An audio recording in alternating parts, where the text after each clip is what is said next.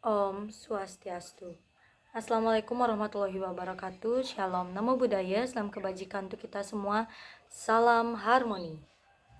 Perkenalkan, nama saya Nimade Melani Syanti Putri dengan NIM 2212011029, kelas 24, nomor absen 8. Nah, di sini saya akan mempresentasikan ujian akhir semester yang dimana terdapat 5 pembahasan di mata kuliah teknologi baru dalam pengajaran dan pembelajaran.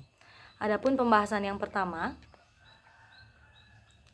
yaitu dampak teknologi baru terhadap sekolah, belajar dan pembelajaran akibat COVID-19 atau pandemi COVID-19. Tentu karena pandemi COVID-19 itu kita sekarang semakin mengetahui atau semakin mengenal teknologi lebih dekat, terutama pada bidang pendidikan, karena pada saat itu kita terlambat COVID-19 selama 2 tahun kita menggunakan pembelajaran daring yang menggunakan teknologi. Adapun dampak teknologi baru terhadap sekolah, yang pertama yaitu infrastruktur sekolah, dan yang kedua adalah peran sekolah sebagai pusat pembelajaran fleksibel. Yang pertama, infrastruktur digital sekolah. Nah, tentu karena sekarang sudah di abad 21 yang dimana semua berbasis dengan teknologi, tentu sekolah harus menyediakan infrastruktur digital yang memadai, termasuk akses internet yang cepat dan stabil, perangkat keras seperti komputer atau tablet, serta perangkat lunak yang mendukung pengelolaan kelas digital dan sistem manajemen pembelajaran atau LMS, atau yang lebih kita kenal dengan e-learning. Peningkatan infrastruktur ini seringkali tentu membutuhkan investasi yang besar dan perencanaan yang jangka panjang.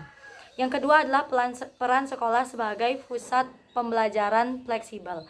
Sekolah kini tak lagi menjadi satu-satunya tempat proses belajar. Dengan kemajuan yang teknologi, sekolah beralih menjadi fasilitator yang menyediakan berbagai opsi pembelajaran baik hybrid, online maupun lurir yang memenuhi kurikulum dan sistem penilaian sekolah. Selanjutnya, dampak teknologi baru terhadap belajar yaitu ada 3. Yang pertama adalah fleksibilitas waktu dan tempat. Yang kedua, peningkatan keterampilan digital. Yang ketiga adalah pembelajaran personal dan mandiri. Yang pertama adalah fleksibel waktu dan tempat. Nah, tentu teknologi memungkinkan siswa untuk belajar kapanpun dan dimanapun, yang meningkatkan fleksibilitas belajar. Nah, siswa dapat mengakses materi pembelajaran melalui platform daring, belajar sesuai dengan kecepatan belajar mereka, menyesuaikan waktu belajar dengan kegiatan lainnya, dan tentu juga menyesuaikan dengan gaya belajar mereka masing-masing. Seperti yang kita ketahui, siswa itu memiliki banyak sekali karakter yang tentu setiap karakter memiliki gaya belajarnya masing-masing. Ada yang suka belajar dengan visual, ada yang suka belajar dengan audio visual, dan ada juga yang suka belajar dengan gaya kinestetik. Nah, itu bisa disesuaikan lagi. Nah, mengapa pembelajaran teknologi dengan berbasis teknologi ini sangat memberikan fleksibilitas waktu dan tempat belajar. Yang kedua adalah peningkatan keterampilan digital. Nah, siswa dapat berproses menggunakan teknologi. Siswa dapat mengembangkan keterampilan seperti mengoperasikan perangkat lunak, berpikir kritis, dan melakukan penelitian secara daring. Ini adalah keterampilan yang tentunya penting di era digital saat ini yang dapat mendukung karir mereka di masa depan. Nah, seperti yang kita ketahui dalam teknologi pembelajaran pada abad 21 ini, kita tentu harus menguasai keterampilan 6C, yang dulunya adalah 4C, kemudian bertambah dengan 2. Yang pertama itu adalah berpikir kritis, kolaborasi, komunikasi yang baik,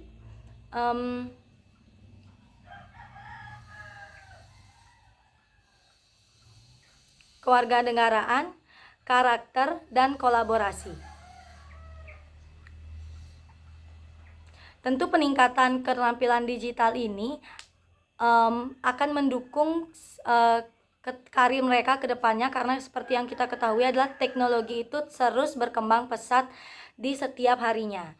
Yang ketiga adalah pembelajaran personal dan mandiri. Teknologi memungkinkan siswa belajar personal dan mandiri. Dengan adanya modul interaktif dan jurnal-jurnal online, mereka dapat belajar kapan saja dan di mana saja. Yang seperti saya katakan tadi, fleksibilitas waktu dan tempat siswa itu dapat disesuaikan dengan gaya belajar siswa, kecepatan belajar mereka, dan menyesuaikan waktu dan kegiatan mereka. Yang selanjutnya adalah dampak teknologi terhadap pembelajaran. Ya, dampak teknologi terhadap pembelajaran yaitu ada dua. Yang pertama, pengembangan metode pembelajaran yang inovatif. Yang kedua adalah akses ke sumber belajar yang beragam. Yang pertama, pengembangan metode pembelajaran yang inovatif. Teknologi memberikan kesempatan untuk mengembangkan metode pembelajaran seperti gamifikasi, pembelajaran berbasis proyek, dan simulasi virtual. Nah, pembelajaran ini membuat lebih interaktif dan menarik sehingga dapat meningkatkan minat dan partisipasi siswa. Nah, dalam pengembangan metode pembelajaran yang inovatif ini juga mesti disesuaikan dengan mata pelajaran yang sedang diampu oleh siswa tersebut. Yang kedua adalah akses ke sumber belajar yang beragam. Dengan teknologi, guru dapat memberikan akses kepada siswa untuk belajar yang lebih beragam seperti video edukasi, artikel ilmiah, jurnal, materi yang interaktif tentunya. Ini memungkinkan pembelajaran yang lebih kaya dan lebih mendalam sesuai dengan gaya belajar siswa yang fleksibilitas dan tempat yang fleksibel. Topik yang kedua adalah perubahan apa yang terjadi dalam dunia kerja dan persiapan menghadapi perubahan tersebut. Nah, tentu seperti yang kita ketahui, teknologi telah mengubah permintaan yang muncul di pasar tenaga kerja. Nah, dengan pernyataan ini, teknologi telah membawa perubahan besar mendasar dalam dunia kerja yang mencakup otomatisasi pekerjaan, munculnya pekerjaan baru di bidang teknologi, serta pergeseran menuju fleksibilitas dan kolaborasi jarak jauh. Otomatisasi melalui kecerdasan buatan dan robotik telah mengubah pekerjaan yang repetitif dan manual, memungkinkan pekerja untuk fokus pada tugas-tugas yang membutuhkan kreativitas dan pemecahan masalah. Nah, selain itu, pekerjaan di bidang analisis data, pengembangan perangkat lunak, dan keamanan siber justru semakin meningkat seiring kebutuhan digitalisasi di berbagai sektor.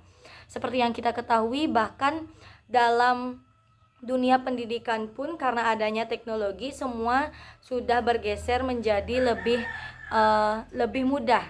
Misalnya pada metode-metode belajar dengan menyediakan media-media yang lebih kreatif, yang lebih aktif seperti Kahoot, terus Quizzes, Google Classroom, Google Psikologi yang seperti itu, atau forum diskusi lainnya, itu memudahkan atau lebih meningkatkan minat belajar siswa. Topik selanjutnya adalah persiapan menghadapi perubahan tersebut. Nah, untuk mempersiapkan diri menghadapi perubahan tersebut, penting untuk mengembangkan keterampilan seperti keterampilan teknis, seperti pemahaman teknologi dan keterampilan pemrograman dasar, serta soft skill seperti adaptabilitas, kolaborasi, dan pemecahan masalah. Nah, menyadari pentingnya pembelajaran ini untuk mempelajari teknologi sepanjang hayat atau seterusnya, saya memutuskan untuk terus mengikuti perkembangan teknologi, untuk mengikuti kursus daring, memperbarui pengetahuan tentang tren terkini, dan mengikuti seminar-seminar yang kemudian berkaitan dengan perubahan-perubahan teknologi ke depannya, seperti itu.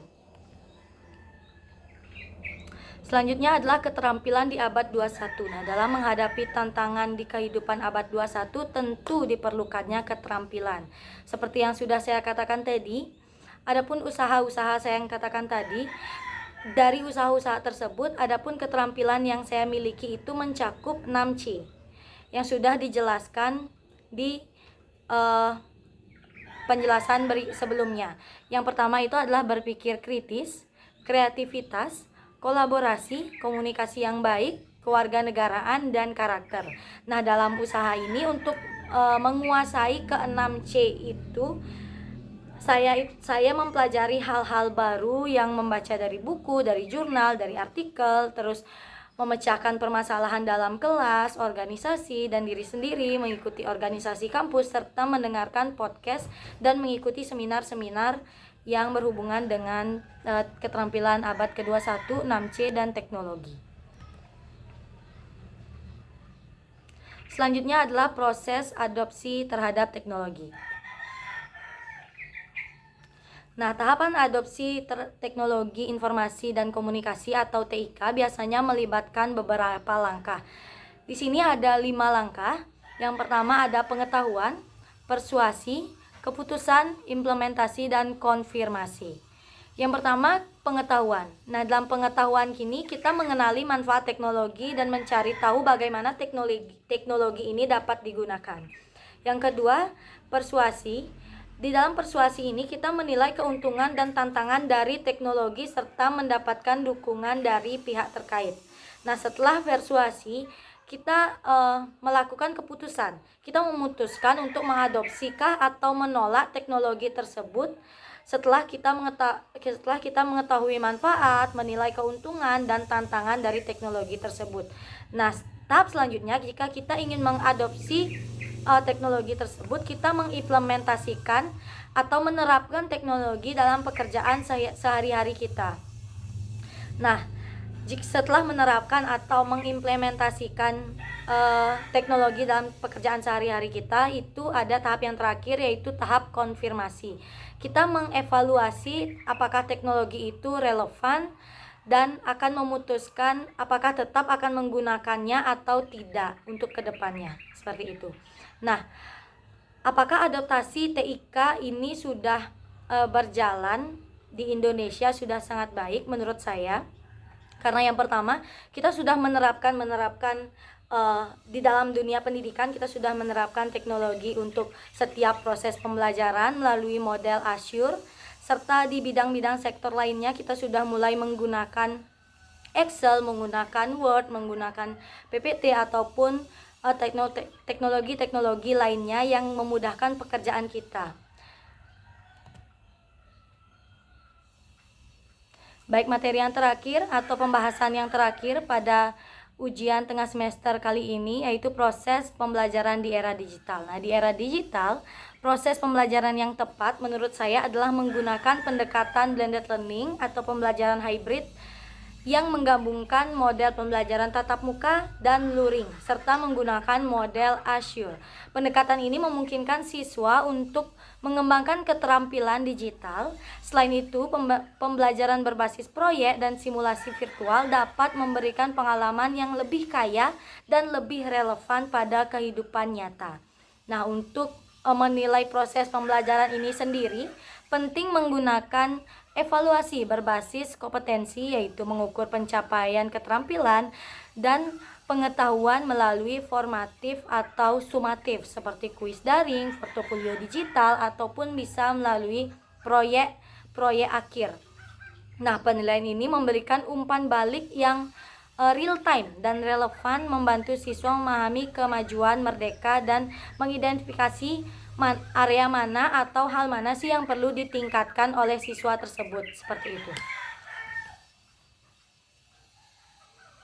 Baik, sekian presentasi atau pemaparan pembahasan ujian tengah semester dari saya. Jika ada salah kata, saya mohon maaf.